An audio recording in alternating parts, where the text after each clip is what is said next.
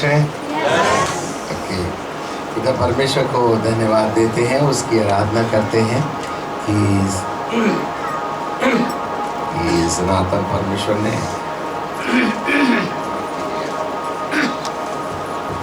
हमें यह अनुग्रह दे दिया कि एक बार फिर जो थोड़ा सा समय है, प्रभु भक्तों का समय और हम सब लोगों का समय बड़ा कीमती है, बड़ा अनमोल है। हर वक्त हम परमेश्वर की संगति और उसके प्रेम में बने रहें, राइट? सो आज हम आपके लिए एक कहानी पढ़ेंगे और उस कहानी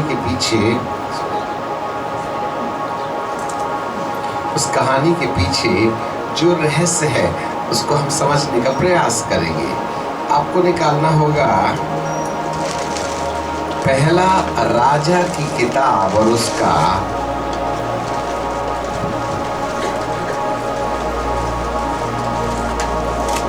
13वां अध्याय, first king 13th chapter.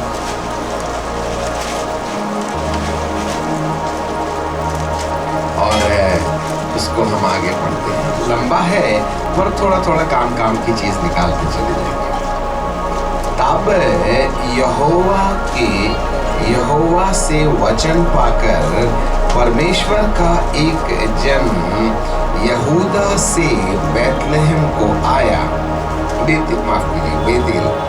Bethel को आया और यरोबाम धूप जलाने के लिए वेदी के पास खड़ा था।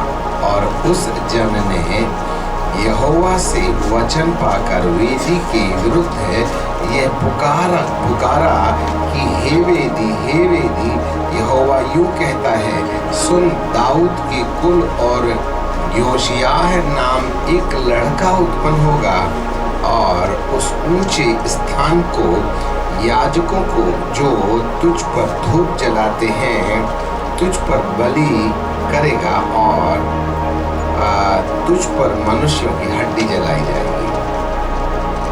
अब ये बड़ी अजीब सी कहानी है, परंतु हमको इसको भौगोलिक स्थिति में समझना पड़ेगा।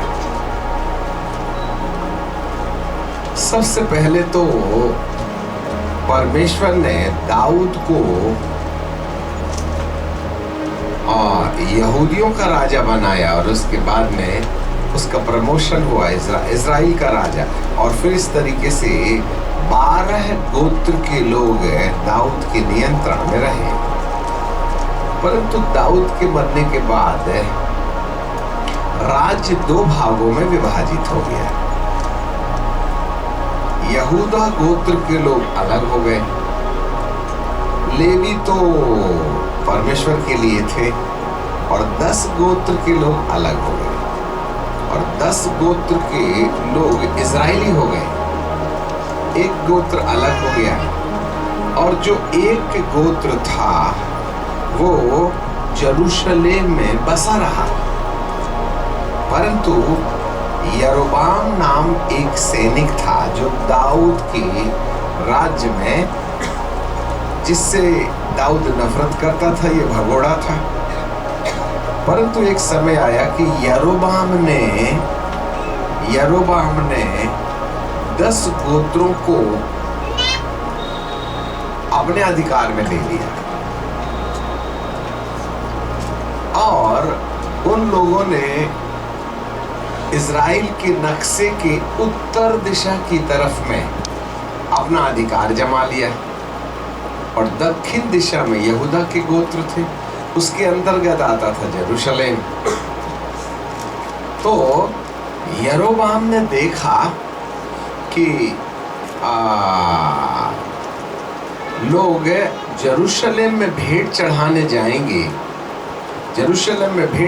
जाएंगे, तो कहीं ऐसा ना हो कि मेरी प्रजा जो इज़राइल है वह यरूशलेम में बार बार जाते रहने के कारण दाऊद के गोत्र के प्रति उनके अंदर प्यार पैदा हो जाए, तो ये मेरा विद्रोही हो जाएंगे, तो मुझे मार डालेंगे और दाऊद के वंशज में जो उनके पुत्रगण हैं उसको राज दे देंगे। तो उसने बेतेल में क्या किया कि उनके लिए मूर्ति बना दी, बछड़ा बना दिया ए में एक और दूसरा, और ऐसा करके उन्होंने क्या कहा कि ऐसा करो, तुम्हारा जो है ना यरूशलेम में जाकर के भेंट चढ़ाना तुम्हारे अधिकार क्षेत्र से बाहर की बात है, मैं तुम्हारे लिए यही परमेश्वर बना देता। और इस तरीके से यरोबाम ने इजराइलियों के लिए वही वेदी बनाई और वे बछड़े के सामने बलिदान चढ़ाने लगे। तब परमेश्वर ने यहूदा देश में से एक भविष्यवक्ता को खड़ा किया कि जाकर के तुम इजराइल में अर्थात उत्तर दिशा में यरोबाम जो इजराइलियों का राजा है, उसकी जो वो वेदी के ऊपर में भेंट चढ़ा रहा है, उसके विरुद्ध भविष्यवाणी करो। अभी आपको नहीं समझ में आएगा, अभी कहानी जैसा लगेगा, आगे चलते हैं। तीसरे पद में लिखा है, उसने उसी दिन यह कहकर यह बात का एक चिन्ह दिखाया कि यह वचन जो यहोवा ने कहा है, इसका यह चिन्ह होगा कि वेदी फट जाएगी और इसकी राख गिर जाएगी। भविष्यवक्ता यरोबाम के द्वारा बनाई गई झूठी वेदी जो परमेश्वर के स्थान में अपना शासन बनाए रखने के लिए उन्होंने जो यरूशलेम में लोग जो वेदी पर भेंट चढ़ाया करते थे, उसको वहां ना भेंट चढ़ाने के बजाय उनके लिए उन्होंने एक ऐसा रास्ता चुना अपना राज्य स्थापित बनाए रखने के लिए। तब आपको मालूम है क्या हुआ? ये भविष्यवक्ता जब वहां गया तो चौथे पद में लिखा है, ऐसा हुआ कि परमेश्वर का जन यह वचन सुनकर जो उसने बेतेल के विरुद्ध पुकार के कहा, यरोबाम ने वेदी के पास हाथ बढ़ाकर कहा इसको पकड़ लो। तब उसका हाथ जो उसकी ओर बढ़ा वह सूख गया और उसे अपनी ओर न खींच सका और वेदी फट गई और उस पर की राख गिर गई। यह चिन्ह पूरा हुआ जो परमेश्वर के जन ने यहोवा का वचन पाकर के कहा था वह। तब राजा ने परमेश्वर के जन से कहा, अपने परमेश्वर यहोवा को माना कि मेरे लिए प्रार्थना करें। अब जरा देखिएगा, ये भविष्यवक्ता का नाम नहीं है, ये आ रहा है यहूदा से, गया बेतेल मूर्ति पूजा में फंसे हुए थे और उस मूर्ति पूजक और उस वेदी के विरुद्ध जो यरोबाम ने अपना राज्य बचाए रखने के लिए उन्हें पवित्र मंदिर में नहीं जाने देता था, उस वेदी के विरुद्ध भविष्यवाणी की कि वेदी फट जाएगी, ठीक है, राख गिर जाएगी, क्योंकि तुमने परमेश्वर विद्रोही काम किया है। अर्थात परमेश्वर की दाऊद के वंश के ऊपर जो कृपा रखी है उससे लोगों को वंचित करके रखा है, इसलिए ये वेदी अब नहीं रहेगी। तो यरोबाम ने कहा, पकड़ लो इसको, ये मेरी वेदी के विरुद्ध भविष्यवाणी करता है। उसका हाथ ऐसे ही हो गया, सूख गया, वो खींच ही नहीं पा रहे। तब यरोबाम राजा ने कहा, अपने परमेश्वर को माना, मतलब इसका नहीं रहा होगा। तब राजा ने परमेश्वर के जन से कहा, अपने परमेश्वर यहोवा को माना। तो भविष्यवक्ता का परमेश्वर कोई और रहा होगा, तू तो भैया सोने के बछड़े के ऊपर में बलिदान चढ़ा रहा है।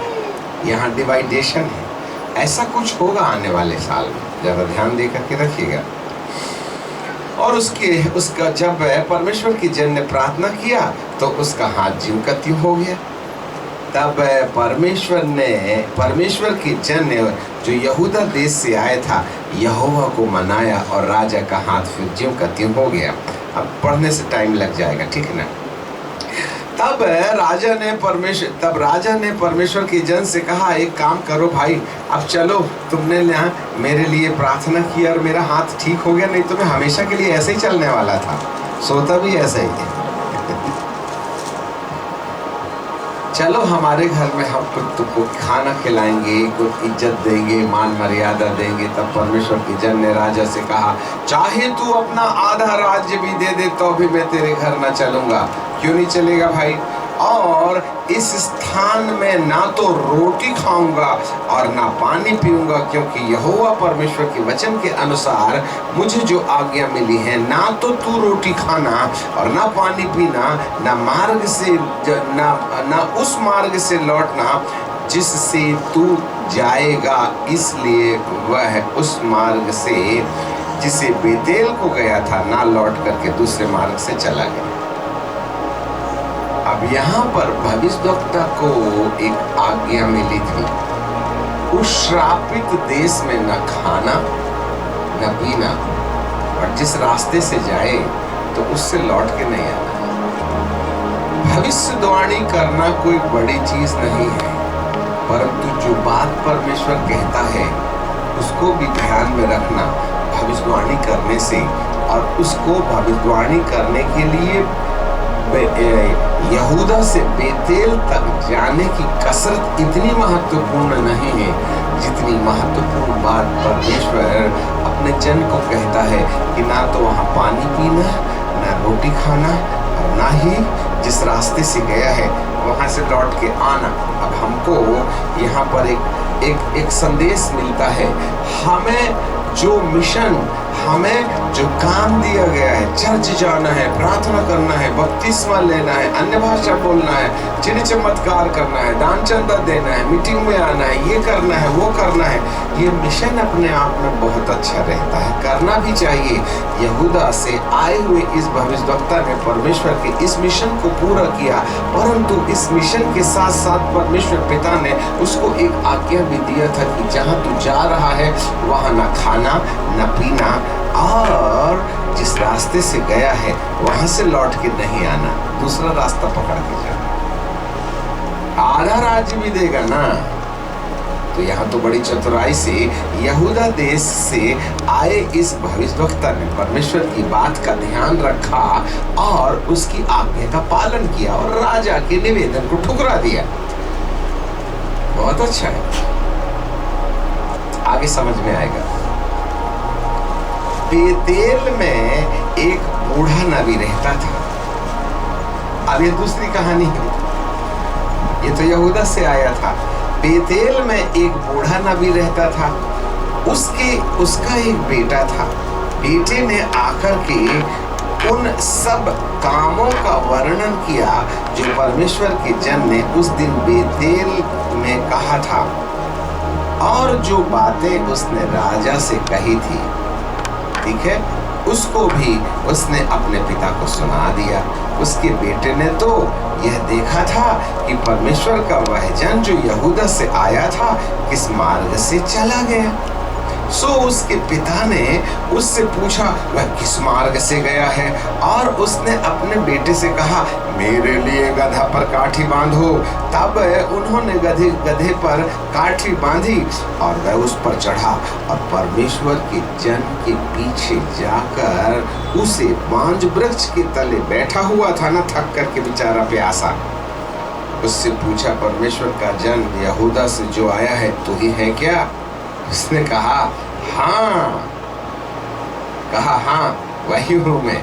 उसने कहा, जरा देखना, उसने उससे अर्थात यहूद बेतेलवासी भविष्यद्वक्ता ने यहूदावासी भविष्यद्वक्ता को ऐसे कहा। उसने उससे कहा मेरे संग चल और भोजन कर,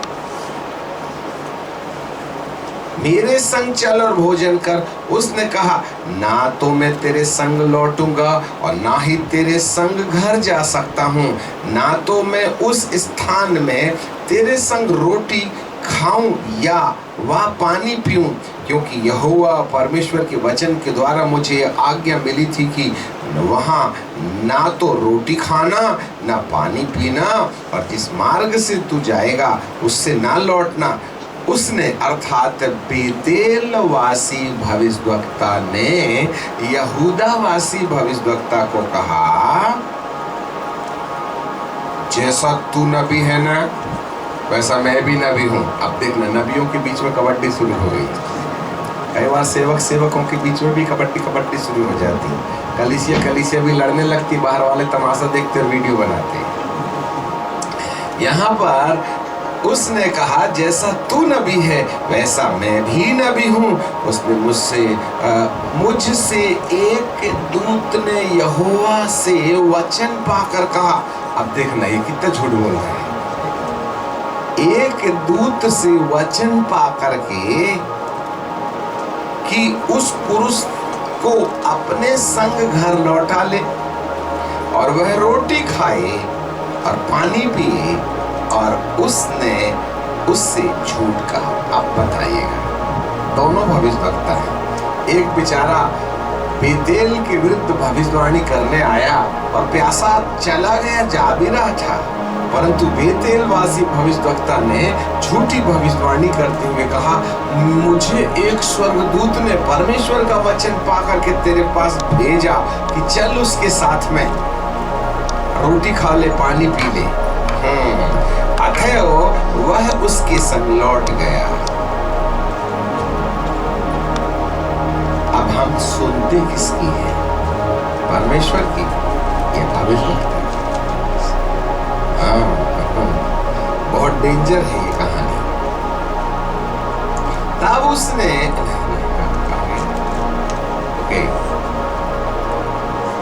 कौन सा पद? अच्छा 18 और बीच में। और जब वे मेज पर बैठे ही थे तो यहोवा का यह वचन उस नबी के पास पहुंचा जो दूसरे को लौटा ले आया था। मतलब बेतेल वासी भविष्यवक्ता के पास परमेश्वर का वचन लौटा, जिसने यहूदा वासी भविष्यवक्ता को लौटा करके ले आया था। और उसने परमेश्वर के उस जन को जो यहूदा से आया था पुकार के कहा, यहोवा यूं कहता है, इसलिए कि तूने यहोवा का वचन न माना और जो आज्ञा तेरे परमेश्वर ने तुझे दी थी उसे भी नहीं माना, परंतु जिस स्थान के विषय में मैंने तुझसे कहा था उसमें ना तो तू रोटी खाना और ना पानी पीना, उसमें से ना लौट माफ कर देना, उसमें तूने लौटकर रोटी खाई और पानी पिया, इस कारण तुझे पुरखाओं के कब्र में मट्टी नहीं दी जाएगी। वैसे भविष्यवाणी तो सही की है उसने, पर भाई साहब तू तो लौटा के ले आया था कि नहीं? अब एक सवाल है, यहूदावासी भविष्यवक्ता सही भविष्यवाणी कर दिया बेतेल की वेदी के लिए, पर ये बेतेल वासी भविष्यवक्ता यहूदावासी भविष्यवक्ता को वापस लौटा लेने के लिए झूठी भविष्यवाणी पहले क्यों किया? और जब खा पी लिया तो यहोवा परमेश्वर ने उसी बेतेल वासी भविष्यवक्ता के मन में बात डाली, देख तूने परमेश्वर की बात नहीं माना, इसलिए तू घर नहीं पहुंचेगा, यही कब्रिस्तान बनवाएगा।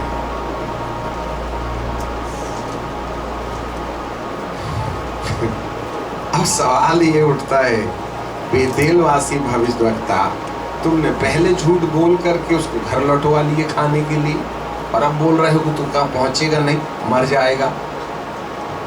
कुछ समझ में आता नहीं, ये ड्रामा क्यों चल रहा है? जब वह खा पी चुका तब उसने परमेश्वर के उस जन ने जिसको वह लौटा ले आया था गदही पर काठी बांधी। जब वह मार्ग में चल रहा था तो एक सिंह उसे मिला। किसे?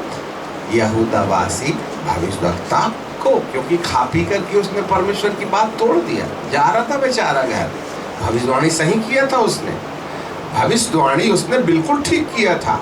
अब जा रहा था घर, बीबी बाल बच्चों से मिलूंगा जा करके, परंतु रास्ते में उसे एक सिंह मिला और उसको मार डाला और उसकी लोथ मार्ग पर पड़ी थी और गधा उसके पास खड़ा था और सिंह भी लोथ के पास खड़ा था।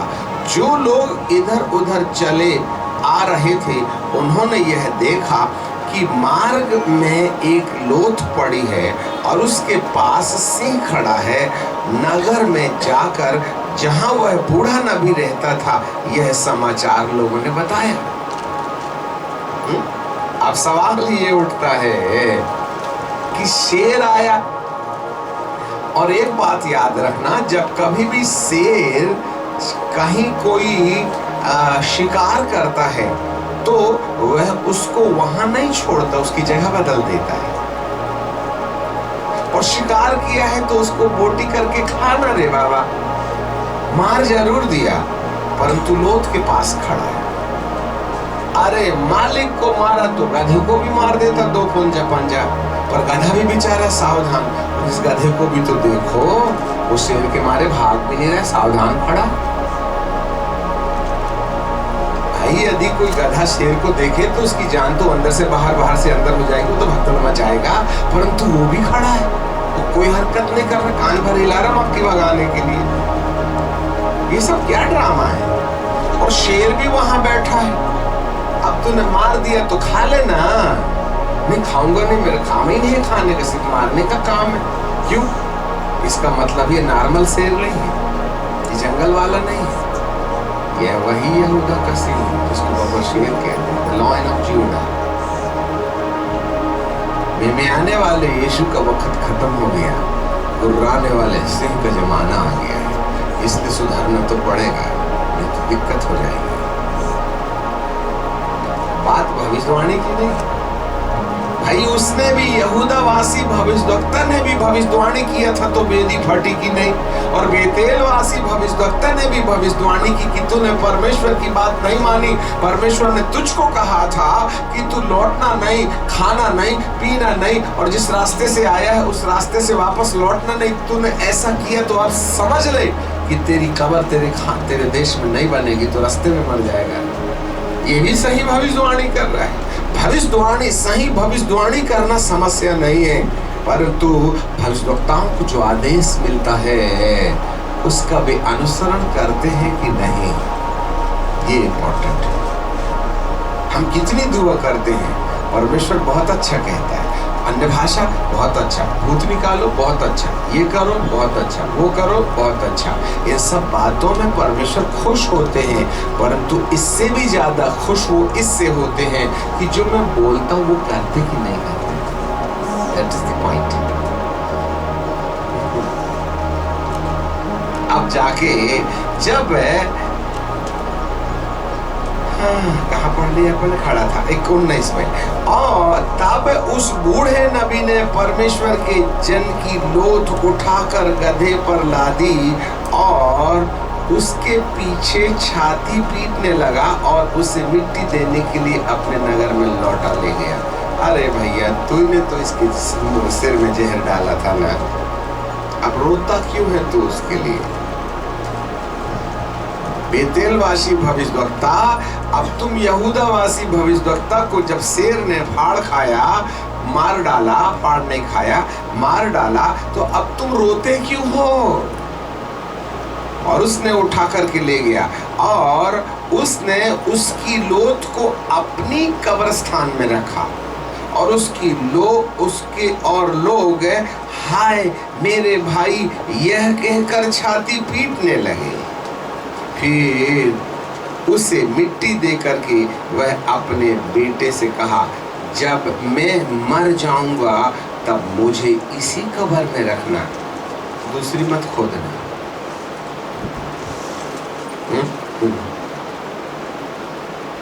जिसमें परमेश्वर का जन रखा गया है, और मेरी हड्डी उसी हड्डी के पास धर देना, क्योंकि जो वचन उसने यहोवा से पाकर बेतेल की वेदी और शुमरोन के नगर के सब ऊंचे स्थानों के भवनों के विरुद्ध पुकार करके कहा था, वह निश्चय पूरा होगा।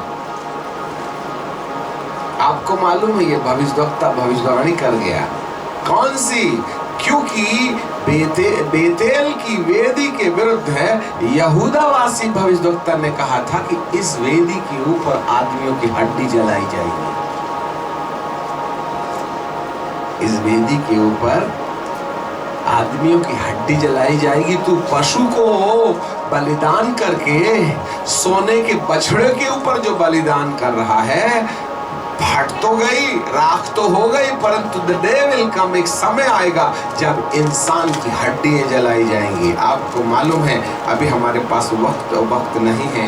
इसी भविष्यद्वक्ता की हड्डी को, इसी भविष्यद्वक्ता की हड्डी को जिसने भटकाया था, और भी लोग थे, उस वेदी में इंसानों को जलाने का काम शुरू किया जाता है।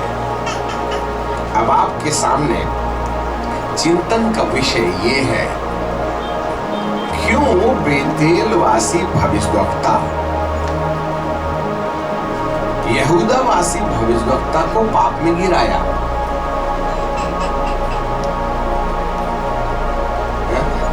क्यों बेतेलवासी भविष्यद्वक्ता यहूदावासी भविष्यद्वक्ता को, जो सच्चा भविष्यद्वक्ता था, उसको पाप में क्यों गिराया, क्यों लौटा के ले आया? ये जो कहानी है, पवित्र आत्मा ने दर्शन में दिखाई कि इस प्रकार का आज हो रहा है। दिस इज द प्रोफेसी, विश्व की कलीसिया के लिए, भारत की कलीसिया के लिए। हाँ,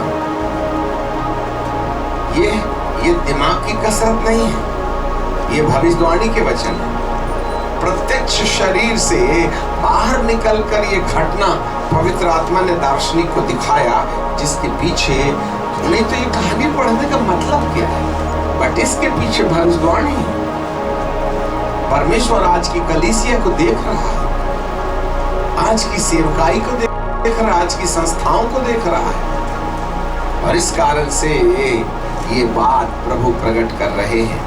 और वो ये है कि बेतेल वासी भविष्यद्वक्ता ने अपने बेटे से यहूदावासी भविष्यद्वक्ता के द्वारा भविष्यवाणी की कहानी जब बाप को जाकर के बताया, तो बेटे के द्वारा प्राप्त सूचना से बेतेल वासी ने उसे लौटा करके परमेश्वर के विरुद्ध पाप में क्यों गिराया?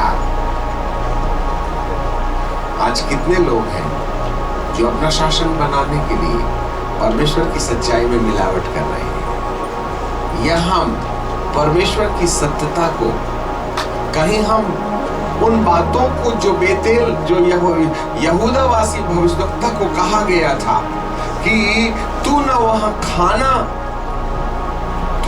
खाना न पीना और ना उस रास्ते, उसमें ठहरना, भविष्यवाणी करे और तुरंत निकल लेना, और जिस रास्ते से गया है उस रास्ते से वापस लौट करके नहीं आना।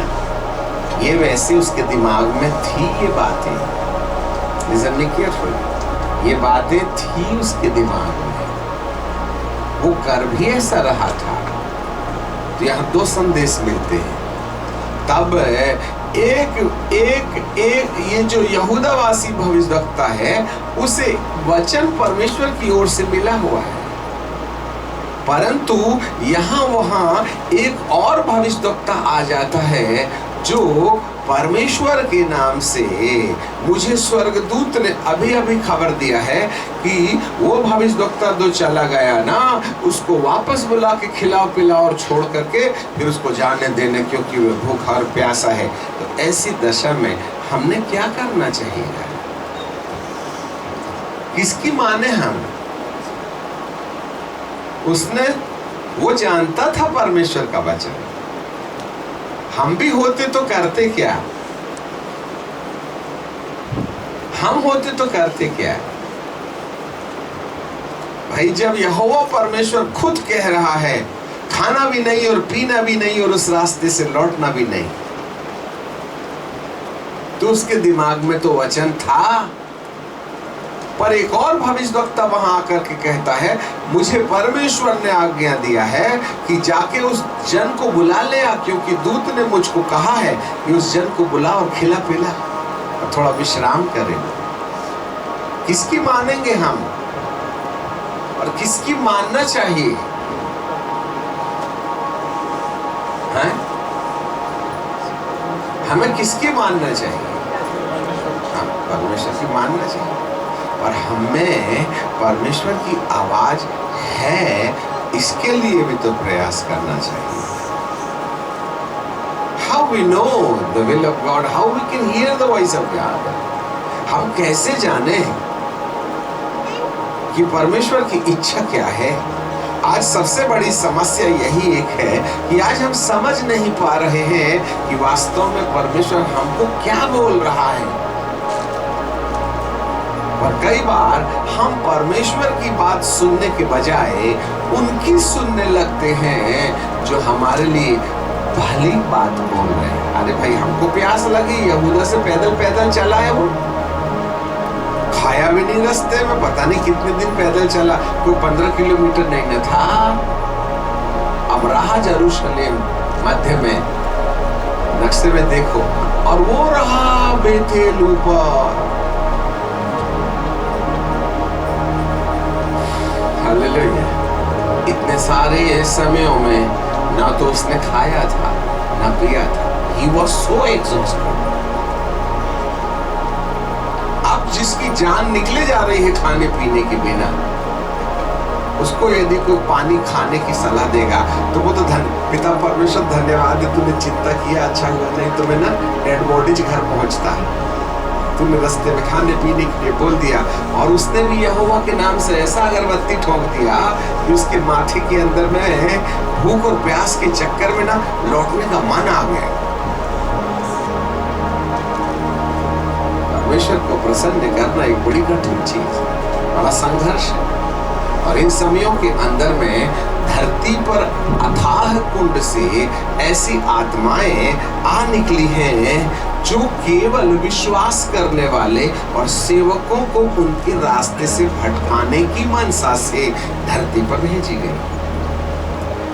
नहीं है तो आप पढ़ करके देखिएगा प्रकाशित वाक्य की किताब और उसका 9वां अध्याय और उसके 1 पद से हम पढ़ना चाहेंगे। Book of revelation chapter 9 and verse 1 onwards. So यहाँ पर बाइबल का परमेश्वर ऐसा कहता है, उस तब और जब 5वें स्वर्गदूत ने तुरही फूंकी तो मैंने स्वर्ग से पृथ्वी पर एक तारा गिरता हुआ देखा और उसे अथाह कुंड की कुंजी दी गई और उसने अथाह कुंड को खोला और उस कुंड में से भट्टी का सा धुआं उठा और कुंड के धुएं से सूर्य और वायु अंधियारा हो गई और उस धुएं में से पृथ्वी पर टिड्डियां निकली और उन्हें पृथ्वी के बिच्छुओं की सी शक्ति दी गई और उनसे कहा गया कि ना पृथ्वी की घास को, ना किसी हरियाली को, ना किसी पेड़ को हानि पहुंचाना, केवल उन मनुष्यों को जिनके माथे में परमेश्वर की मोहर नहीं है उनको मार डालने का तो नहीं, परंतु उन्हें 5 महीने तक लोगों को पीड़ा देने का अधिकार दिया गया और उनकी पीड़ा ऐसी थी जैसे बिच्छुओं के डंक मारने से मनुष्य को होती है। ये तारा कहां से गिरा? स्वर्ग से। That means permittable from God। और उसने अथाह कुंड खोला और वहां से इतना भयानक धुआं निकला जिससे सूर्य भी अंधियारा हो गया, वायु भी अंधियारी हो गई। ये कोई धुआं नहीं है, दुष्ट आत्माएं इतनी बहुसंख्यक रूप में अथाह कुंड से निकली। ये टिड्डियां होती है ना, जब किसी खेत से होके गुजरती हैं तो इतनी संख्या में होती है कि सूरज का प्रकाश रुक जाता है, शाम हो जाती है खेत के ऊपर और 15 मिनट के अंदर में सिर्फ डंठल बचता है। इतनी ढेर सारी रहती है, फुर्र करके उड़ जाती है, पूरा म्यूजिक बजाते हुए आती है, ठीक है कि नहीं? पर ये वाली टिड्डियां वो नहीं है जो हरियाली खाती है, इसलिए वहां पर चेतावनी दी गई है तुमको मिसअंडरस्टैंडिंग ना हो जाए। टिड्डी बोले तो तुम ये छोटा चिट्टा वाला टिड्डी देखने लगो जो घास और पत्ती खाती है। इसलिए प्रभु जी के वचन में कहा ये टिड्डियां वो टिड्डियां नहीं है, इसलिए उल्टी कल्पना मत करना, ये टिड्डियां जो घास खाती हैं। इसलिए प्रभु जी ने कहा कि ना पृथ्वी की घास को, ना किसी हरियाली को, ना किसी पेड़ को हानि पहुंचाओ। परंतु ये टिड्डियां नहीं हैं, परंतु दुष्ट आत्माएं हैं। जरा सुनो अच्छे से, जो अथाह कुंड से निकली हैं। अब आप बोलेंगे ये क्यों निकली हैं? जो उल्टा सीधा कर रहे हैं उनकी जाके घर में जाकर के दानवीय तांडव मचाओ। अरे नहीं, जो पाप कर रहा है वो महफूज है। जितना उपद्रव करो ये टिड्डियां उनको नुकसान नहीं पहुंचाएंगी। बोले इनका परमानेंट हिसाब हम आखिरी में करेंगे नीचे ले जाके। परंतु जो आधे रास्ते में भटक रहे हैं उनको ठिकाने लगा के डंक मारना शुरू करो, जिससे कि रात नींद ना आवे इनको। और जब नींद नहीं आएगी तो दुआ तो करोगे ही करोगे। हाँ, इसलिए सारे ईसाइयों के पास में, विश्वास करने वालों के पास में, सेवकों के पास में ये दुष्ट आत्माएं इसलिए आ रही हैं कि तुम्हारे नाक में दम कर दें, जिससे कि सीधे से न खोजो तो आईसीयू में जाकर खोजो। ठीक है?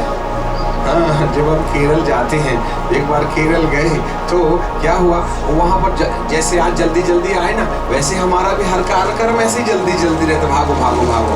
हमें भागो भागो का ही अभिषेक मिला है, क्या करें।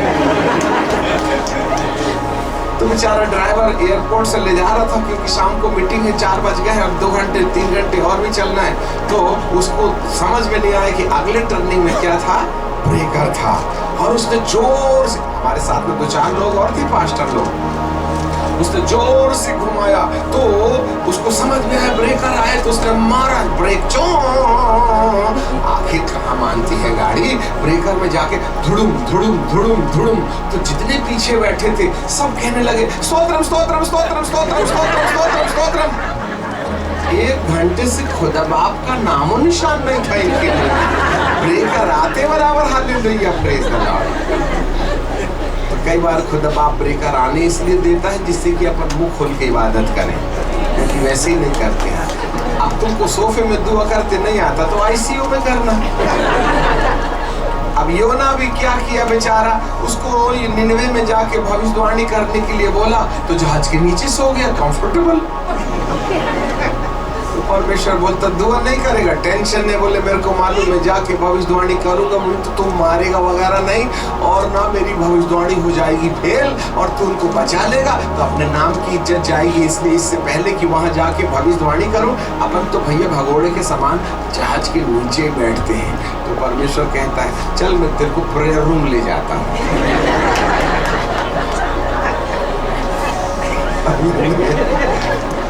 और ईमानदारी से क्या बोला, देखो तुम्हारे जहाज में जो तूफान आया है ना, उससे बचने का एक आइडिया है, तुम बचना है तो मेरे को फेंक दो। मतलब आदमी मरने को भी तैयार है और प्रभु की बात नहीं मानेगा। अब प्रभु भी तो चैलेंज लेके बैठे हैं, तेरे को मार करके मेरी कौन सी उस्तादी है, आखिर तुझे बचवा करके तू भविष्यवाणी तो मेरा करवाना, तभी ना मैं सक्सेस होऊंगा, नहीं तो पैदा तेरे को क्या बात के लिए किया था रे। फेंका तो मछली कहती है अच्छा है, उसने गप करके अंदर ले ली और परमेश्वर ने उसके पेट में ऐसी रोशनी पैदा कर दी कि सुन, एसिड वगैरह पिचकारी मत मारना, इसको मारने का नहीं, तुम चलो उपवास में बैठ जाओ और हवा वगैरह बराबर लेना, परंतु गिटकना नहीं, ठीक है कि जिससे कि उसको ऑक्सीजन मिलती रहे।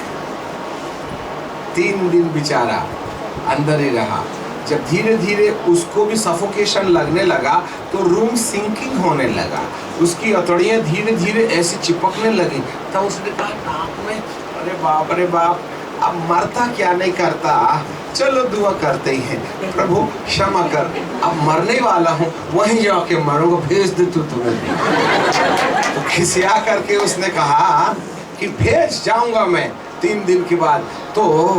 तो मछली के पेट में एसिडिटी होने लगी, उसको गुड़गुड़ लगने लगा, इंडाइजेशन हुआ। अच्छा, उसको पानी में उगल देती, पर उसको बेचारी बाहर ले गई। खुदा बाप ने कहा यहाँ नहीं थूकने का, बाहर ले जा। उसको किनारे ले करके उठ कर दिया तो बेचारा वो सीधे जमीन में गया। हे पिता अब जाऊंगा। कई बार हम परमेश्वर की बात मानते नहीं है, इसलिए खुदा बाप हमको ना ब्रेकर में झटका मारता है तो मुंह से जितने नाम है प्रभु के सब निकलने लगे। यहोवा, इस्राएल, इब्राहिम, याकूब। मरने के बाद में क्या करिएगा? कुछ इसी तरीके से अथाह कुंड से ऐसी दुष्ट आत्माएं मसीही परिवारों में, लोगों के पास, सेवकों के पास, दुआ करने वालों के पास प्रभु ने भेजा है, जिससे कि वह उनको मार नहीं डालेंगी परंतु उनको 5 महीने तक प्रताड़ित करेंगी। इसलिए आज आप प्रार्थना करके देखो तो मन नहीं लगेगा। आधे घंटे में आपको मोटरसाइकिल रिपेयरिंग करने ले जाना है याद आएगा और दुनिया का काम याद आने लगेगा। और बाइबल पढ़ना शुरू करो तो 4, 5, 6, 8 लाइन पढ़े कि आंख भारी भारी होने लगती है, झटका मारते हैं। समझ में आ गई? यदि मोबाइल हाथ लग गया तो रात के 12 बजे जो शुरू होगा तो 6 बजे तक नींद नहीं आएगी। बाइबल पकड़े तो 5वें से 7वें मिनट के अंदर में जिसको नींद ना आवे वो तो बाइबल उठा ले, 15 मिनट में नींद आएगी। पढ़ के देख लेना, ठीक है? क्यों?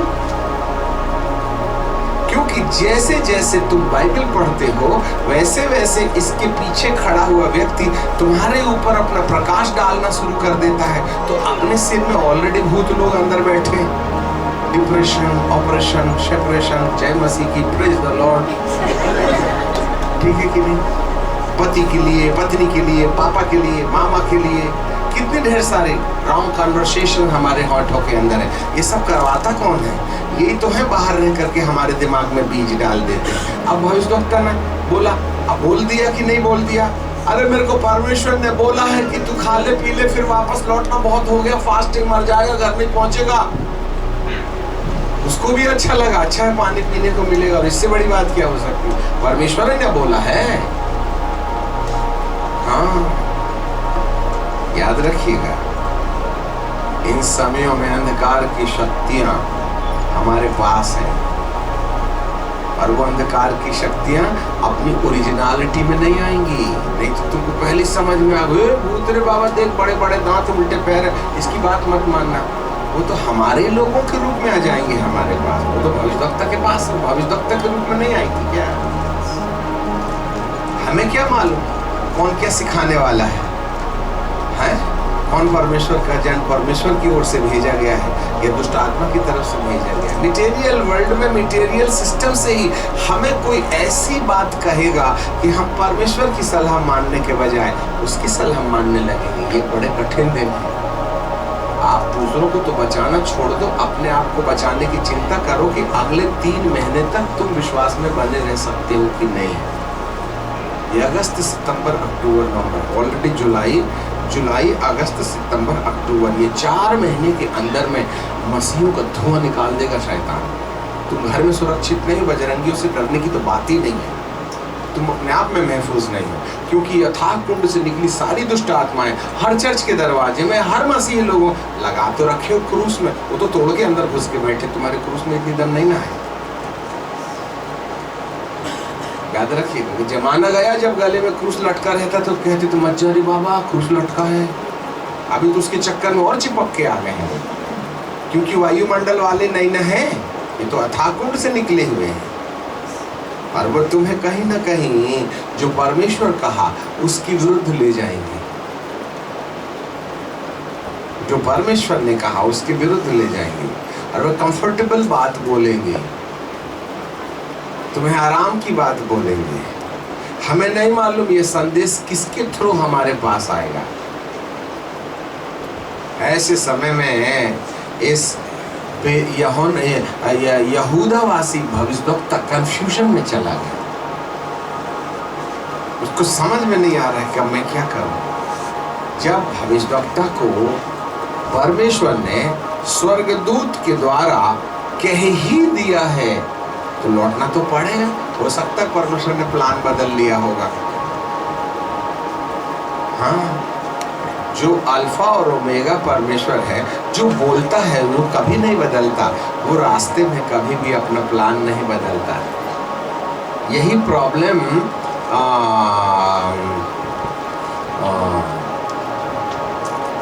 तो कौन सा परमेश्वर लगता था गधी वाला,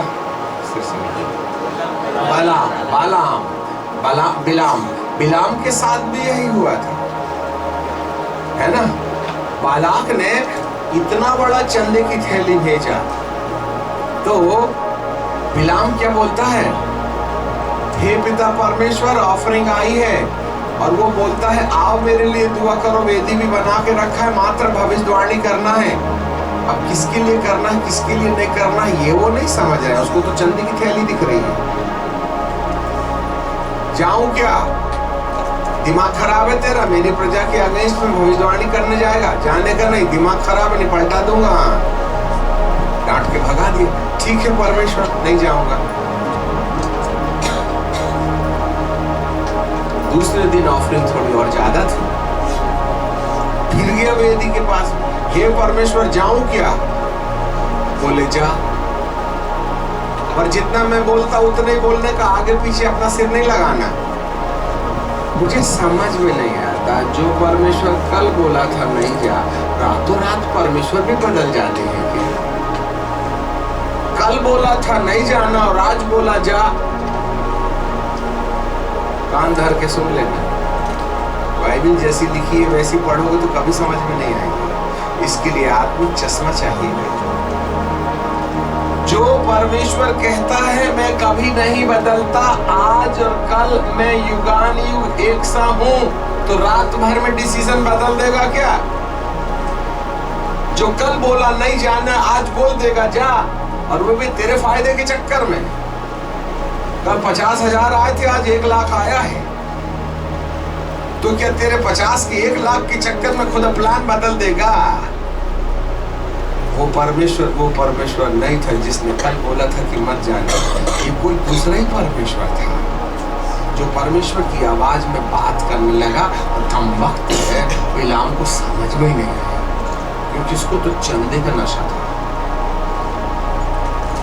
जब कभी हम किसी लालच के वशीभूत आ जाते हैं तो हर जगह हमारे फायदे की बातें वही दिखने लगती हैं जो खुदा की दृष्टि से हम देखते हैं। लिटरली सेकेंड डे में जो आवाज वेदी में से आई थी वह उस परमेश्वर की नहीं थी जिस परमेश्वर ने उसको कल कहा था कि मत जाना।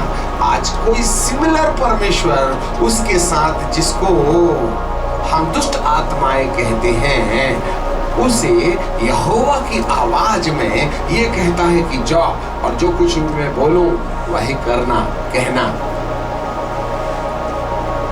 बकरी को हाँका, आने बकरी नहीं, मैं गधे को हाँका, चल जल्दी कर, दिमाग खराब मत कर, अच्छा बिजनेस है, बड़ा प्रोजेक्ट है आज।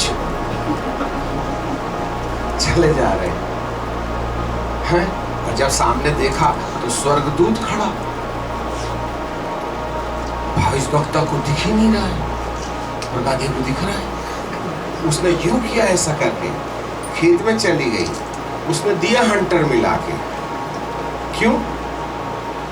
क्योंकि स्वर्गदूत इस भविष्यवक्ता को दिख ही नहीं रहा था, पर गधे को जरूर दिख रहा था। फिर दूसरे बार फिर ऐसा ही की, फिर तीसरे, फिर गधी का नाम मन नहीं माना। उसने सीधे बोली, आज तक मैंने तेरे को पटकी थी क्या? अब ये आदमी की भाषा में कैसे बोली,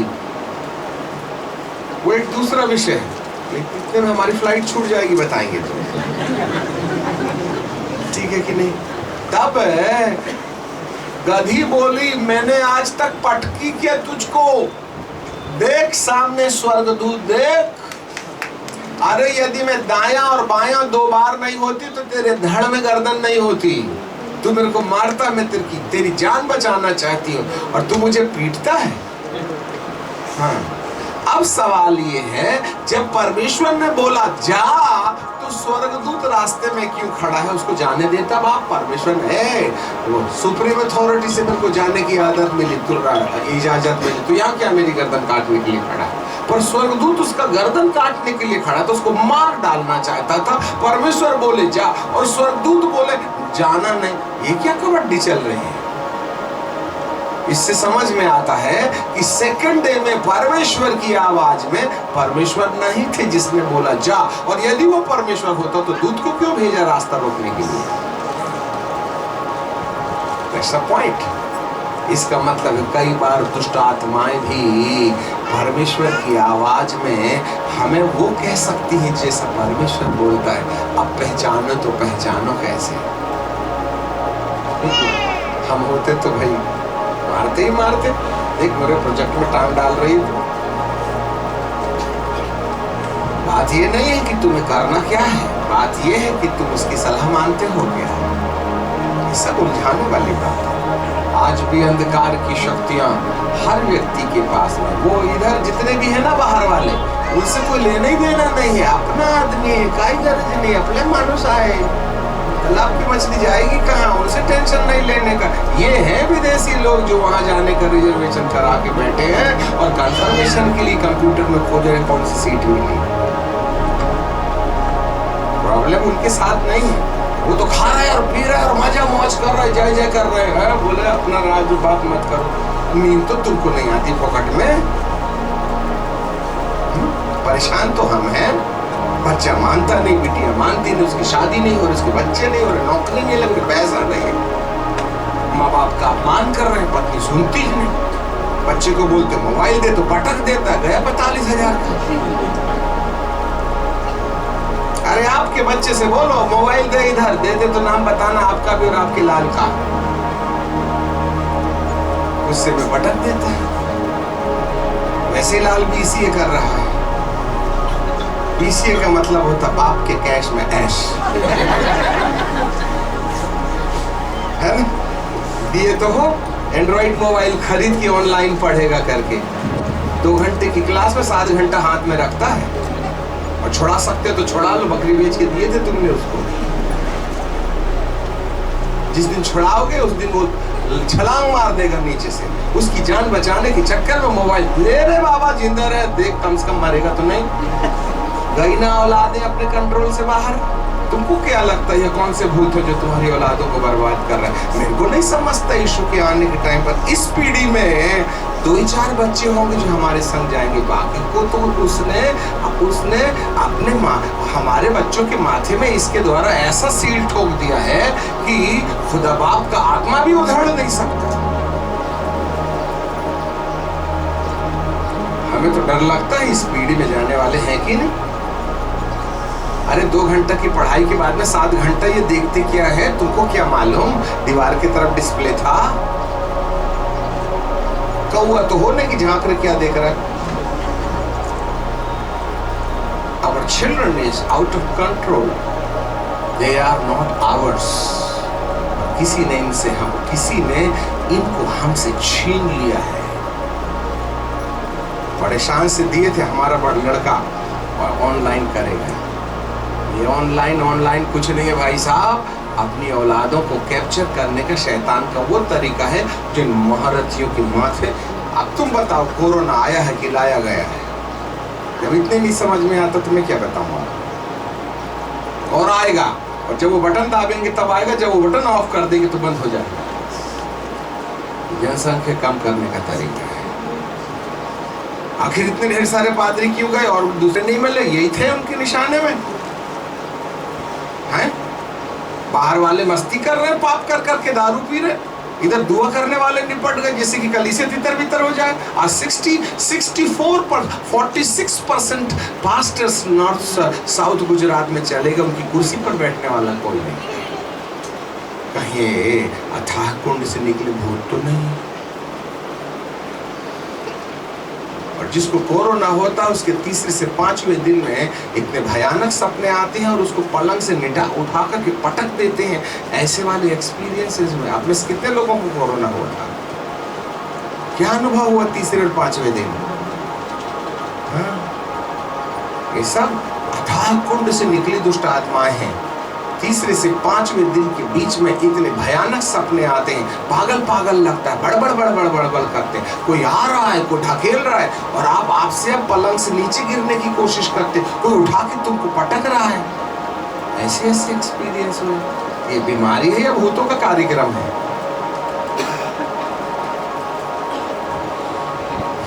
समझ में आ गई? ये बेतेल वासी भविष्यवक्ता हमारे पीछे खड़ा है, हम उसको इनकार नहीं कर सकते हैं।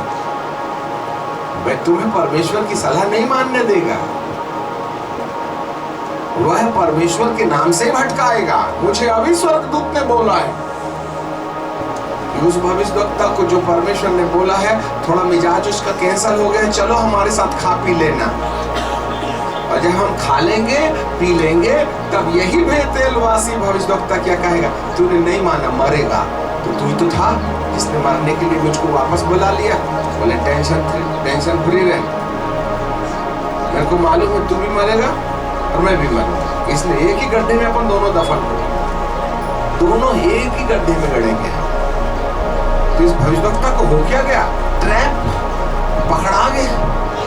बेतेलवासी भविष्यवक्ता के माथे में कोई बैठ गया। कौन बैठा था? कौन हमको सलाह देगा और क्या करने बोलेगा, मैं क्या जानूं?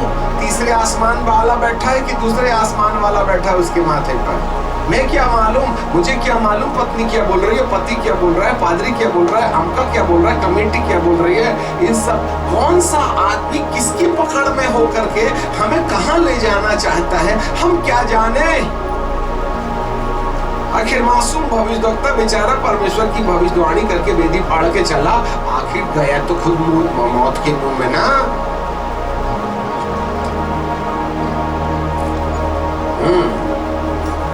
बिलाम के माथे में कुछ दिख रहा था। मेरी पत्नी बोल रही थी, आज तक तुमने क्या दिए? अरे ऐसा नेकलेस दूंगा उसको, याद रखेगी मरने के बाद भी। ठीक है। जब हमें कुछ दिखने लगता है संसार का, तो खुदा का दिखना बंद हो जाता है। समझ में आएगा? फिर हमारा कनेक्शन वोडाफोन से आइडिया अटैच हो जाता है। जरा ध्यान दीजिए, हमारे नेटवर्किंग में वोडाफोन चलते चलते आइडिया लग जाता है, आइडिया से वोडाफोन आ जाता। समझ में नहीं आता, काड़ी तो काड़ी है, वो थोड़ी बोलेगी मैं आइडिया हूं। हमें समझ में नहीं आता है। इसलिए इन समयों में जो समस्याएं हैं उसका सुधार कैसे होगा, ये बात हमको ध्यान से समझना है। इसलिए हम अपना एक भी घंटा बर्बाद नहीं करना चाहते हैं। बाइबल का परमेश्वर कहता है इन दुष्ट आत्माओं से बचने का एक ही तरीका है, जिसके माथे में परमेश्वर की मोहर है उसके पास नहीं जाना। बोलिए, जिसके माथे में परमेश्वर की मोहर है उसके पास मत जाना है। तो किसके पास जाना है? अरे बोलो ना उल्टा, जिसके माथे में परमेश्वर की मोहर नहीं है। बचना है तो मोहर लगवाओ। तो परमेश्वर चाहते क्या है? बेटा सील लगवा लो, सील नहीं रह जाओगे धरती में। वो ये बोल रहा है। आफ्टर ऑल निचोड़ करके हम जिस पड़ाव में आ रहे हैं वो ये है कि हर एक व्यक्ति को अपने माथे में मोहर लगाना पड़ेगा। एक और दुष्ट अपनी मोहर लगा रहा है, दूसरे ओर से परमेश्वर मोहर लगा रहा है, और उसको हमारे माथे में मोहर लगाने के लिए इंस्ट्रूमेंट बहुत है। यही तो मोहर, ठपा ठपा ठपा। आज कोई मोबाइल है, अच्छा आप में से कितने लोग नंबर वाला मोबाइल रखते हैं, बटन वाला मोबाइल रखते हैं? हाथ उठाओ। नहीं जा रहे, इनका कंफर्म है ऊपर जाने का। तुम चिंता मत करो, तुमने बटन वाला मोबाइल रखे हो ना, इसका मतलब है सही में तुमको मोबाइल की जरूरत है, और तुम उतने ही वो बटन वाले मोबाइल से काम करते हो जितनी काम आती है। बजेगी तो उठाओगे, उसमें कुछ दिखता ही नहीं, तो ऑटोमेटिकली बटन दबाने की आदत तो पड़ेगी नहीं। अब तुम देखो भैया, एंड्रॉइड मोबाइल हाथ में है, अब आप ही देख लीजिएगा, न मोबाइल आ रहा है, न मोबाइल जा रहा है, न घंटी बज रही है, और न तुम बजा रहे हो, फिर भी उल्लुओं की तरह झांक रहे हो उसको। और एक बार यदि आदमी बैठ गया तो बस, चार प्राणी हैं, चारों के पास अलग अलग है। घंटी बजाए तो कोई उठ के जाके खोलता ही नहीं, जैसे सब मातम मना रहे हैं। सब यात्रा में बैठे चारों के चारों, तू जा तू जा तू जा। अब जिसका नेटवर्किंग गया वही न खोलेगा दरवाजा, है कि नहीं? बोलो ना, किसने गुलाम बनाया है? कौन लगा रहा है? और ये जो इंटरनेट है सैटेलाइट से कनेक्शन है, सैटेलाइट का संबंध मेगा कंप्यूटर से है, और मेगा कंप्यूटर का नाम है द बीस्ट, पशु, और इसका नंबर ही 666 है। और मोबाइल का जो जड़ है वो क्रोम है, और क्रोम में बीच में ब्लू है, और चारों तरफ में एक लाल वाला ऊपर से गया, उसकी पूंछ जाके नीले में गई, फिर येलो वाला गया, फिर ग्रीन वाला गया, अरे 6 तो क्रोम में चिपका है। और तुम क्रोम को इन्फोक करके देखो, वो जाता ही नहीं, कम वक्त डिलीट ही नहीं होता, सब फाइल डिलीट हो जाएगी। जिस दिन क्रोम डिलीट हो जाएगा उस दिन ये गार्बेज बन जाएगा, काम ही नहीं करेगा। सैटेलाइट उसी से तो कनेक्टर, अरे भैया उसी में तो लिखा 666, तो अजगर तो घर में है, वही ना मोहर लगा रहा है। हम में से कितने लोग हैं जो उसके द्वारा मोहरित कर दिए गए? आए दिन परमेश्वर इसी के लिए वार्निंग दे रहा है। ये तो हमारी जान है। पति बेचारा खाना खा रहा था, दही थोड़ा खट्टा था, और पत्नी की हाइट छोटी थी, शक्कर का डब्बा ऊपर था, बरनी में शक्कर खत्म, तो पत्नी प्यारी क्या बोलती, अजी जरा डब्बा निकाल देना शक्कर का, खट्टा है दही। तो पति क्या बोलता है, दिमाग खराब है, अन्य देवता के सामने 2 रोटी तो खाता हूँ, तुम्हारे लिए डब्बा दिमाग खराब करती, समझ में नहीं आता, खाने के टाइम पर उठवाती है, ठीक है कि नहीं? डांट के बेचारी को रुकवा दिए, एक रोटी खाए, इतने में ये वहां से I love you I love you I love you शुरू किए, ड्रिंक। तो अपन क्या किए मालूम है? तुरंत उठे, टेबल से बरामदे में गए, हेलो। अब आप बताओ, जिसको पत्नी न उठा पाई, मोबाइल की घंटी उठा दी, तो वजन किसका ज्यादा है? जिसके हाथ से रोटी पकी खा के बेटा तुम जिंदा हो, उसकी नहीं मानते।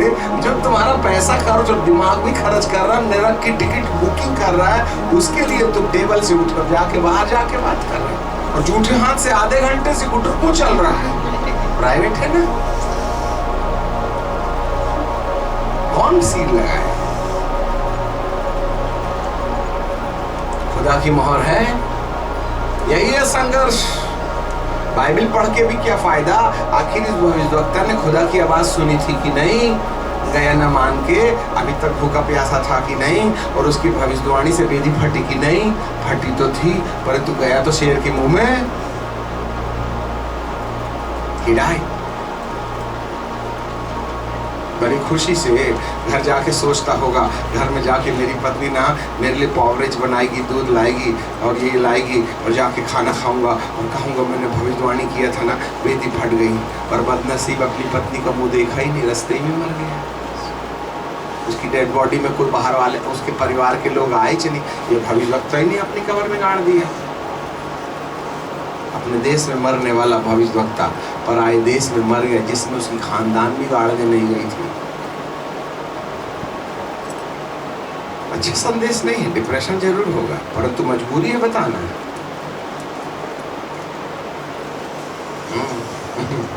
बिलाम के माथे में नशा था, तो मुझे कुछ मिलेगा।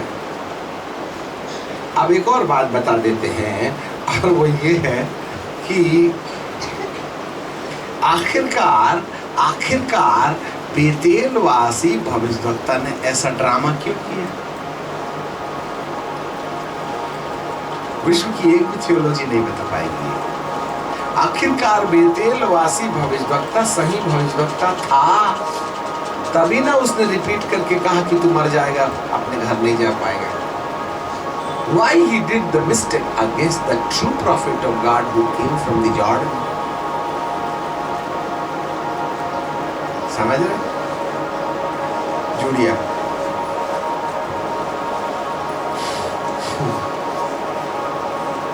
नहीं मिलेगा, हमें मालूम, बहुत कसरत की है हमने इसको निकालने के लिए। एक्चुअली सुनो, एक्चुअली बेतेलवासी भविष्यद्वक्ता बोला, बेतेलवासी भविष्यद्वक्ता बोला, हे परमेश्वर मैं मर गया था क्या? मेरे इलाके में दूसरा भविष्यद्वक्ता बोला, टेंशन खराब है, मेरा दिमाग खराब है, मैं हूं ना यहाँ, मैं करता, तुम वहां से क्यों भेजा? हेलो, मैं हूं ना यहाँ, मैं तेरा भविष्यद्वक्ता नहीं किया, देख सही भविष्यवाणी कर दिया, और तूने उसको लौटा के क्यों लाया?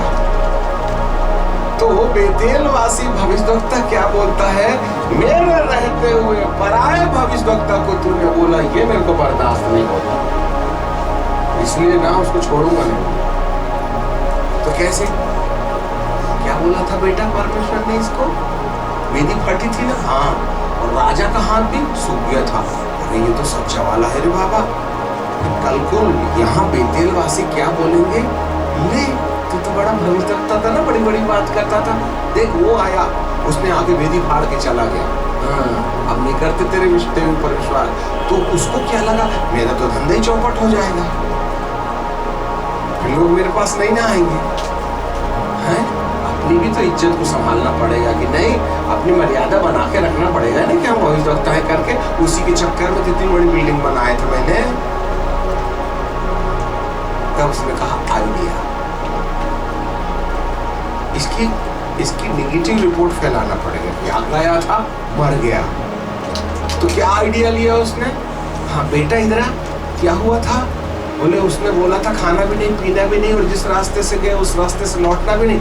आइडिया, अपन मान लो इसको इस रास्ते से गिरा दिए तो इसका नाम मिट जाएगा, फिर अपन वेदी फिर से बनवा लेंगे, सारी जनता क्या बोलेगी, अरे सही बात लगता है, अपने देश में था। दूसरी चीज, परमेश्वर ने, सुनो अभी, परमेश्वर ने जब ये दूसरे बार सही भविष्यवाणी कर रहा है, तो परमेश्वर ने उसको वेदी के अगेंस्ट में भविष्यवाणी करने का वचन क्यों नहीं दिया? बेतेलवासी भविष्यद्वक्ता, बेतेलवासी भविष्यद्वक्ता को उसने, जब वो भविष्यद्वक्ता था ही था और सच्ची भविष्यवाणी कर सकता था, तो बेतेलवासी भविष्यद्वक्ता को बेतेल की वेदी के विरुद्ध भविष्यवाणी करने के लिए पवित्र परमेश्वर ने क्यों प्रेरणा नहीं दी? क्योंकि परमेश्वर को भी मालूम था ना ये कर नहीं सकता, क्योंकि मिलीजुली सरकार है, यही का वासिंदा है, और यही रहकर के मगर से बैर करेगा तो मरेगा नहीं क्या?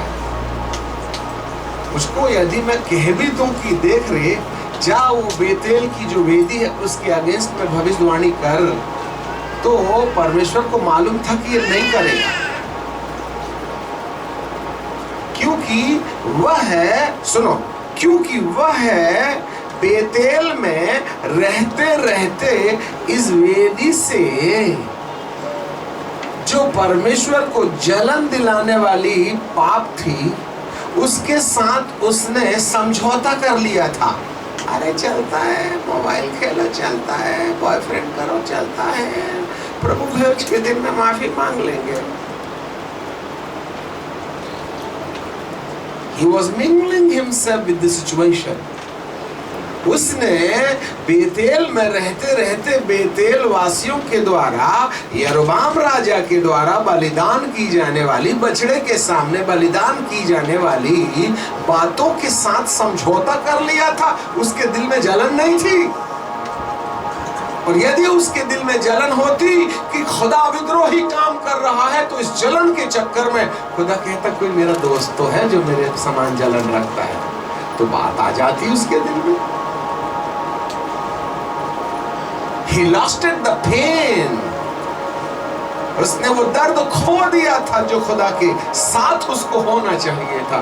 इसलिए खुदा को इस भविष्यवक्ता के ऊपर यकीन नहीं था कि यह वेदी के विरुद्ध में भी भविष्यवाणी कर सकता है। जिस देश में रहते हो उस देश में रहकर, जिस सिद्धांत में रहते हो उस सिद्धांत में रहकर, जिन परिस्थितियों में रहते हो उस परिस्थितियों के साथ जिस दिन हमारे अंदर में समझौता हो जाता है ना, तो खुदा का विश्वास हम में से हट जाता है। हमें नहीं मिलता परमेश्वर का वचन। तुम लैंडू हो, पूंछ हिलाते हो, लार टपकाते हो, नहीं जमेगा।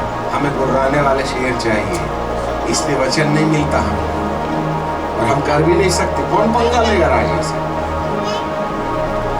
तो कब्रिस्तान की रास्ता दिखा देगा। रहता यही ना, नमक तो इसी का ना खाता हूँ। जिसका नमक खाओगे उसके लिए भौंकोगे, नहीं तो क्या करोगे? गुर्रा सकते हो उसको। इसलिए बेतेलवासी भविष्यवक्ता के दिल के प्रति परमेश्वर का विश्वास नहीं था, इसलिए वो भविष्यवक्ता होकर के भी खुदा की आवाज वेदी के विरुद्ध करने के लिए he was not entitled to prophesy against the ark. Hallelujah. Number 1. Number 2, जब दूसरा बेतेलवासी भविष्यवक्ता बोला, अच्छा मेरे टेरिटरी में आके तू भविष्यवाणी करेगा, फिर तेरे को निपटाता हूं। जेलसी।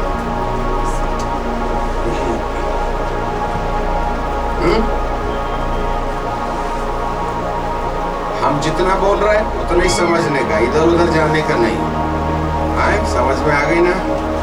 हाँ, वो अपने चर्च के नहीं है, वो स्पीकर ऐसा है, वो ऐसा है, अमका है, ढमका है। भले तुम बेशरम की पत्ती खा के परसों मरने वाले कल मर जाओ, परंतु संहार नहीं खाने दूंगा। समझ में आ गई बात? कितनी भीड़ें हैं जो सिद्धांत के आधार पर कल मरने वाली हैं, जो 2 महीना और जिंदा रहने वाली। इनका होगा क्या? बात बाहर की नहीं है। हमें तो अपना समाज बचाना है, बाजू वाले जाए आग में, हमें क्या लेना देना? भाई हमारा ही समाज नष्ट हो रहा है। बाइबल धारी, यीशु को खोजने वाले, यीशु की भक्ति करने वाले ना ऐसा समस्या में पड़े हुए हैं, तो मैं क्या करूं? ऐसा पॉइंट आपको मालूम, आपके शहर के अंदर में लाखों ऐसे लोग हैं जो मगर के दांत के ऊपर में पैर रखे हैं, बस वो उचुक करने वाला है, उस सेकंड में सारा टमाटर जैसा हमारा प्राण बाहर आने वाला है। मगर के मुंह में खोल के रखा, सब बैठ के ऐसा ना करने की देरी है। How many thousands and thousands Christians they are in the point of death. Who will save them? क्योंकि उन्होंने समझौता कर रखा है।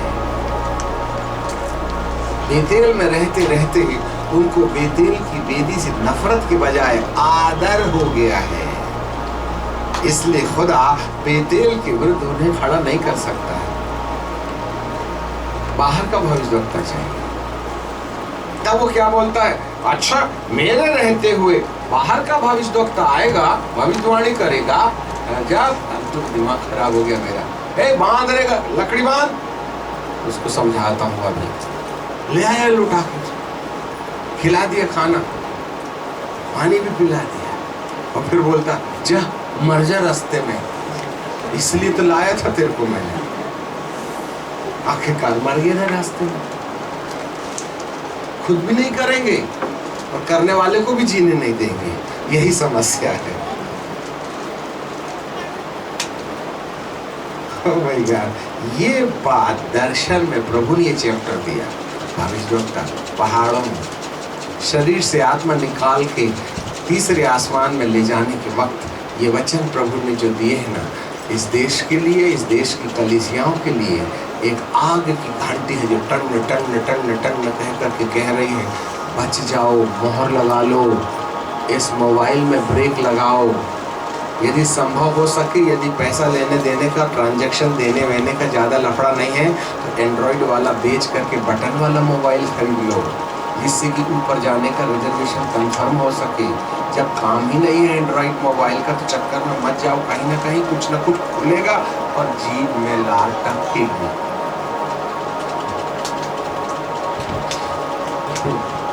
दुष्ट ने तो मार दिया 90% माथा में मोहर। परमेश्वर को जगह ही नहीं। जब पूरा माथा उसी की मोहर से है ना, मोहरित कर दिया गया, तो थोड़ी सी भी तो जगह रहे। खुदा बाप मैं यही मार देता हूँ सील, किसी कोने में खुदा बाप की सील है क्या? तुम तो 15 मिनट में 24 घंटे का काम चलाते हो, कोई तो 2.5 घंटे बैठ लेता। और दुआ भी करते हैं तो ऐसा करते हैं, प्रभु तेरा धन्यवाद धन्यवाद धन्यवाद, हालेलुया हालेलुया, प्रभु तेरी स्तुति हो स्तुति हो स्तुति हो, तारीफ हो तारीफ हो तारीफ हो तारीफ।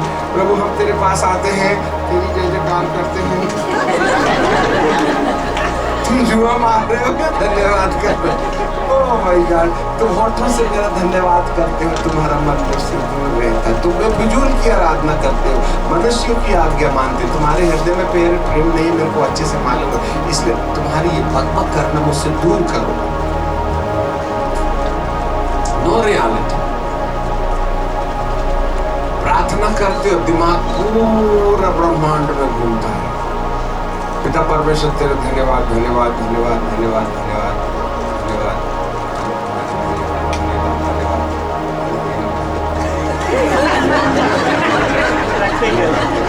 ओ हालेलुया हालेलुया हालेलुया हालेलुया। प्रभु कहते तो हालेलुया बाद में कर, पहले पानी पी ले बेटा। सकल कर्म दुनिया दिखती है दुआ में, हम बोलो ना ऐसा नहीं करते। तुम होठों से मेरा धन्यवाद करते हो, तुम्हारा मन मुझसे दूर है। अब जुड़ा ही नहीं नंबर। अब पुराने जमाने में वो डायल वाला मोबाइल होता था ना, मोबाइल नहीं फोन, ऐसा ऐसा 1 2 3 4 नहीं, पहले बटन दबाने से पहले ठीक है, अब डायल करो। अब उसमें कुर्र बज नहीं रहा है, तुमने डायल कर दिए, सामने वाले ने खट करके उठाए नहीं, हाँ हम फलानी बस से आ रहे हैं, बस स्टैंड में रिक्शा नहीं, कार भेज देना, रख दिए। डायल टोन है ही नहीं, तुमने डायल कैसे कर दिए? तुम्हारा कनेक्शन खुदा से जुड़ा ही नहीं, तुमने अपनी बात कैसे कह दी। तुम्हारा तो ऊपर वाले से जुड़ा ही नहीं, क्योंकि तुम तो जुआ मार रहे थे ना।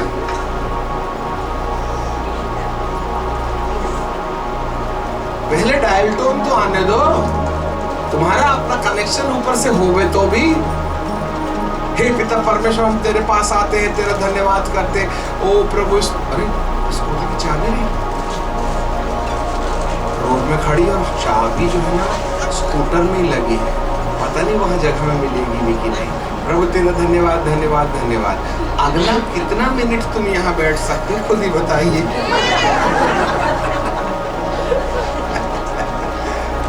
प्रभु तेरा धन्यवाद, वंडरफुल रेवलेशन, दुआ में तूने चाबी याद दिलाया, तेरे को पहले से याद नहीं आई बेटा। नहीं बोले दुआ करते समय तो दुनिया दिखती है, तू कहाँ दिखता है? एक कहानी बता देते हैं, इसके बाद पे खत्म करेंगे। देखो हमारी वाइफ भागने वाली है, ठीक है। जब हम पुराने जमाने में पिक्चर देखा करते थे, एक पिक्चर देखी थी लैला मजनू, सब मुस्कुरा दिए। तो एक सीन मुझे आज भी याद आता है। आदिल साहब आजकल पिक्चर की बात कब से करने लगे तुम? हाँ बोलोगे, अब तो काम की बात है। एक मौलाना थे रेगिस्तान में, ऐसे अपनी चद्दर डाल के सफ़ेद वाली ऐसा कर रहे थे, दुआ कर रहे थे अपने ईश्वर से। इतने में मजनू अपनी लैला की याद में उनके सामने से निकल गए, क्योंकि वो जो अरबी लोग होते हैं ना, हाँ वो मक्का की तरफ में मुँह कर करके है ना दुआ करते हैं, है कि नहीं?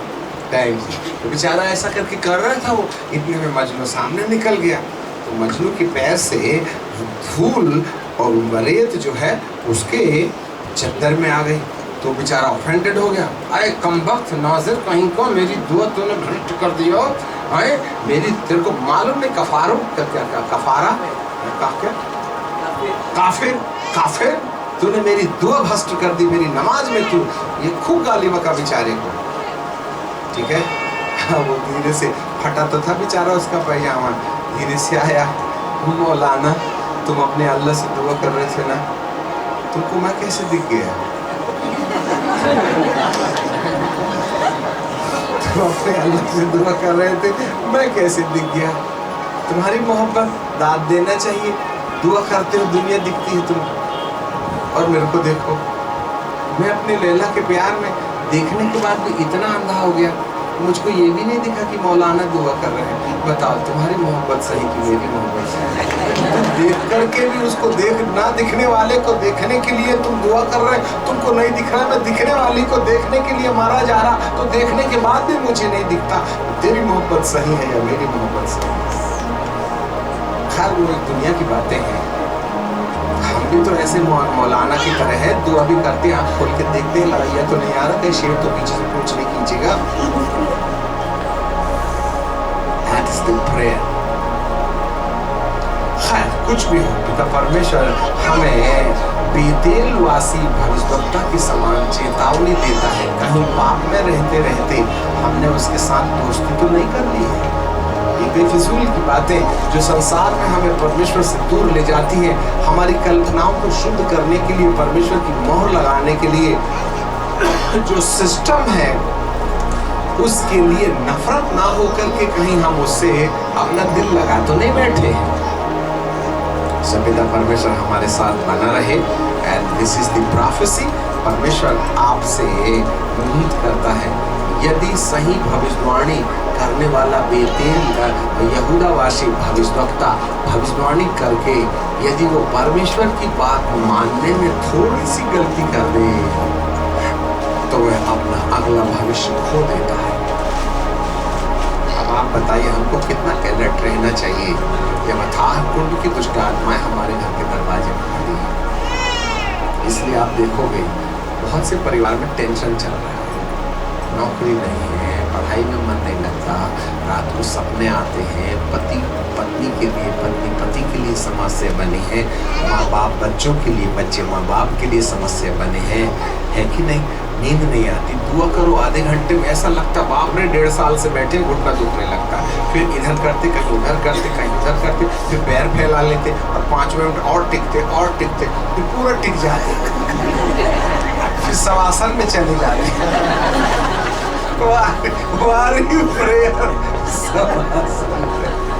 ओह माय गॉड, 15 मिनट में घुटने से बिल्कुल औंधे चित्ते।